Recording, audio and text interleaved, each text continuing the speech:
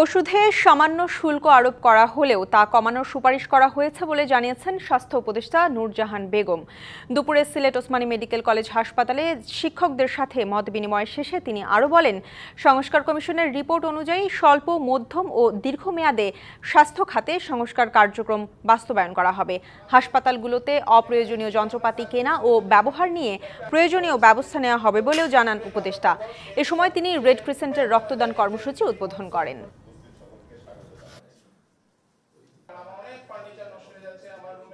আমার বিশ্বাস, যেটা খুব যৎসামান্য বলা হয়েছিল, কিন্তু ওইটা উজ্জ্বল করা হবে আমার বিশ্বাস এটা, কারণ আমরা ক্যাবিনেটে সেটা নিয়ে আলাপ করেছি।